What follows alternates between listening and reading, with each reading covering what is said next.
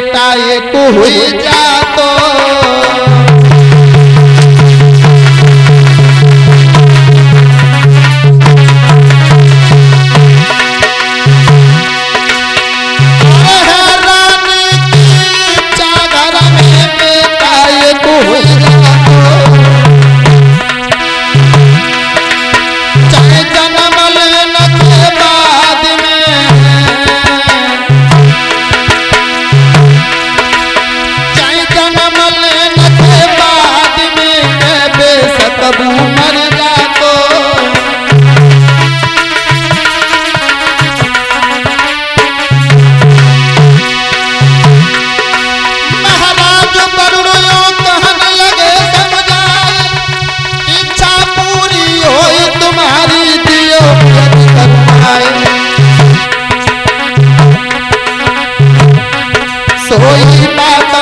के हरिचंद घर तो वापिस आए सोई बात मान के हरिचंद घर तो वापिस आए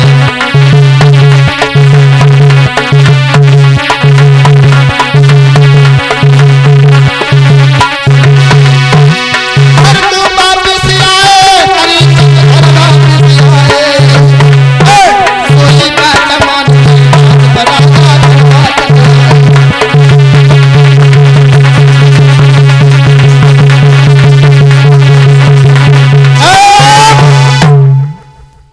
जिस समय रोए तो वरुण देवता आ गए, क्यों रो रहे हो? जवाब दिया, रानी रोती है और कहती है कि लड़का पैदा हो जाए और पैदा होने के बाद मर जाए, चिंता नहीं। वरुण देवता बोले, तुम रोगो तो नहीं मरने के बाद? नहीं। जवाब दिया, तुम्हारे घर में लड़का पैदा होगा लेकिन उस बच्चे को तुम मेरी यज्ञ में चढ़वा देना, ठीक है? हरिचंद बोले ठीक है। चले आए, तारा को कुछ नहीं बताया। समय बीतने के बाद में घर में एक पुत्र ने जन्म लिया। और जब बेटा ने जन्म लिया है तो घर में बड़ी खुशी है। अरे द्वारे पे बजती बंधाई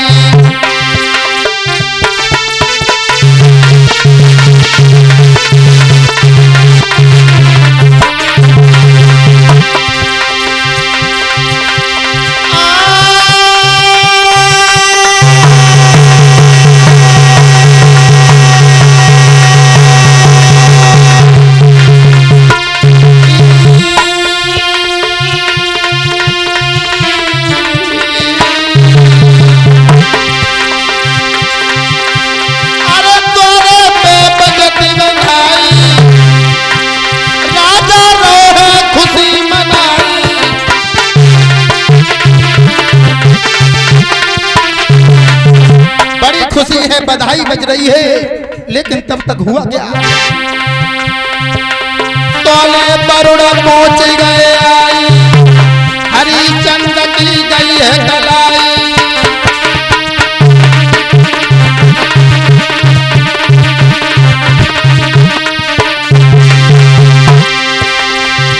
तब गए वरुण पाई तो गई कलाई और हरिचंद को दूर बुलाई। महाराज, लड़का तो पैदा हुआ है, यज्ञ कब करोगे? तो हरिचंद बोले, अभी तो पैदा हो पाया, तुम इतनी जल्दी क्यों आ गए? केवल 15 दिन की मानो यज्ञ हम करें तुम्हारो।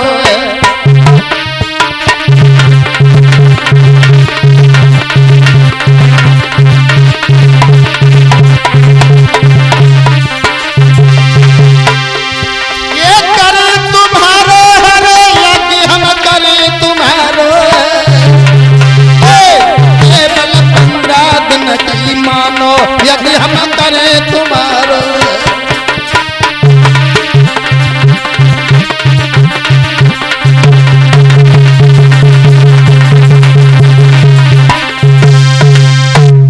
जवाब दिया, केवल 15 दिन रुक जाओ। सब लोग खुश हैं। बड़े देवता आ गए और हरिचंद कलाई पकड़े अकेले में ले गए। महाराज, तुमने तो ये कहा था यज्ञ करवाएंगे, अब लड़का पैदा हो गया है, चढ़ा दो यज्ञ में। हरिचंद कहने लगे, महाराज 15 दिन रुक जाओ, लड़का पैदा हुआ, अभी इसकी मौसी आएंगी देखने, सब परिवार के लोग आएंगे और अभी रुक जाओ थोड़ा। और जो 15 दिन बीते सोई बड़ देवता फिर आएगा। हरिचंद हरिचंद हरिचंद, अब तो 15 दिन हो गए हैं, यज्ञ करो। जवाब दिया, महाराज तुम बहुत जल्दी आ गए हो। जिस माँ ने बच्चे को जन्म दिया इतनी जल्दी कैसे अग्नि में डाल देगी। अब ऐसा करो, जब बेटा के दांत निकले आए और सोई तुम आइयो, सोई हम तुम्हारा यज्ञ करवा देंगे। और जो समय बीता माताओं बहनों, और जो लड़का को दूध बाय दांत निकले सोई बड़ देवता है। हरिचंद कहाँ? अब झूठ मत बोलना, बार बार लौटा देते हो। अब तो तुम्हारे बच्चे रोहिदास के अब तो दांत भी निकल आए हैं, अब यज्ञ करो। हरिश्चंद्र बोले, महाराज तुम बहुत बड़ी गलती करे आए। क्या गलती? क्या ये दांत थोड़ी ही बताए थे हमने, मतलब सुनाओ। अरे जे नाय हमने दांत बताए,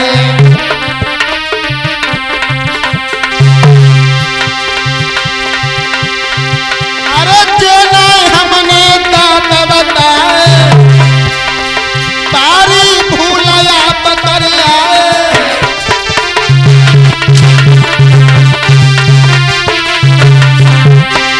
इतनी जल्दी क्यों भज आए, जे नाय हमने दांत बताए, भारी भूलया पकड़िया।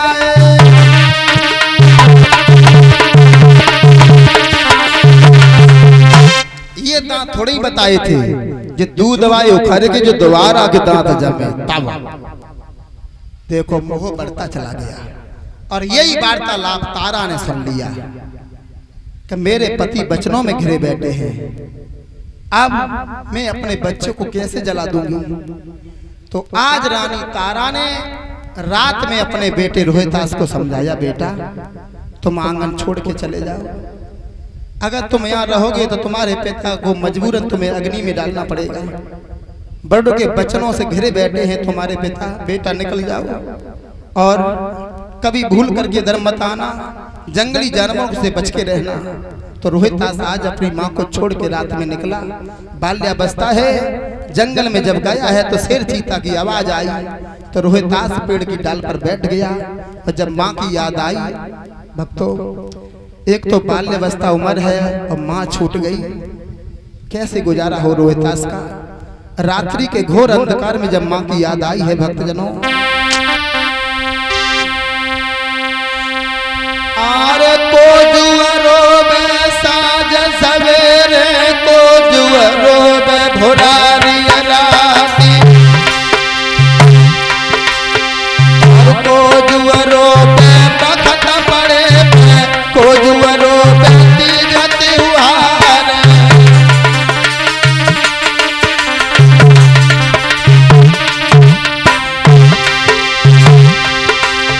अरे मैया रोवे साँझ सवेरे, दुखिया रोती भुरारी रात, सोई बखत पड़े पे भैया रोवे, बहना रोती तीज त्योहार।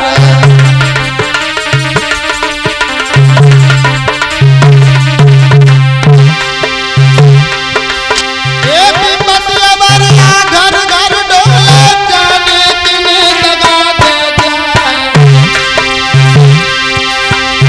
दगा दो तो रामचंद्र को रावण ले दो सिया चुराए।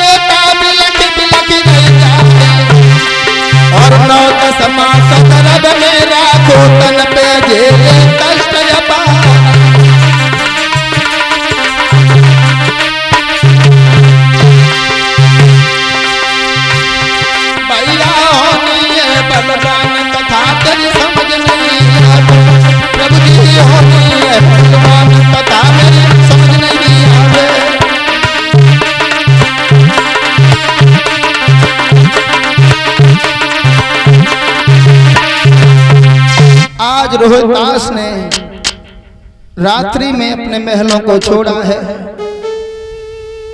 जंगल में मां तारा की बहुत याद आ रही है।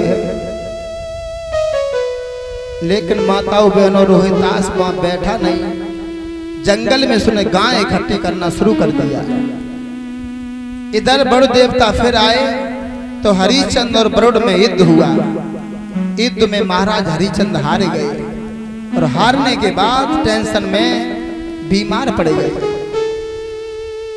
रोहतास को पता चला है कि मेरे चक्कर में मेरे पिताजी बीमार। रोहतास कहने लगा है हम बच के नहीं रहेंगे, हम तो जाएंगे। बेशक मैं यज्ञ में चढ़ना पड़े मुझे, लेकिन मेरे पिता बीमार हो गए। रोहतास घर की तरफ चला है तो इंद्र ने रोक दिया, जवाब दिया बेटा अभी मत जाओ, तुम्हारी हत्या हो जाएगी। तुम विश्वामित्र के बेनोई अजिग्रत के यहाँ चले जाओ, वो बहुत लालची हैं, उनके घर में 3 बेटा हैं और तुमने गाय बहुत इकट्ठी कर ली हैं। ये 100 गाय तुम उन्हें दे देना, उसके बदले में उनके बच्चे को ले आना और उसे यज्ञ में चढ़वा देना। तुम अकेले हो, तुम्हारी जान बच जाएगी और तुम्हारे पिता के द्वारा यज्ञ भी हो जाएगा। जो झगड़ा चल रहा है बड़ों से तुम्हारे पिता में, वो झगड़ा मिट जाएगा।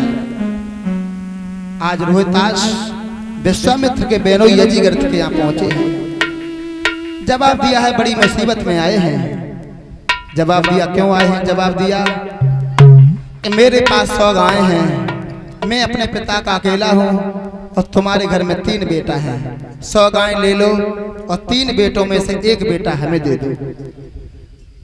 तो 100 गाय को लालच देखो, तब बहुत वैल्यू थी गाय की। तो पिताजी बोले बड़े लड़के को हम नहीं दे पाएंगे। माँ ने छोटे का हाथ पकड़ लिया, छोटा मैं नहीं दे पाऊंगी। बीच वाला रह गया, जवाब दिया भैया हम ही हैं, फुर्सत में हम ही ले चलो। वैसे तो मानव शरीर किसी के काम में नहीं आया है और मेरे मरने से तुम्हारी जान बच जाएगी, तो इससे बड़ा परोपकार क्या हो सकता है। तो आज बीच वाले लड़के सुशासन को लेकर के विश्वामित्र का जो भांजा था उसे लेकर के रोहितास चले हैं।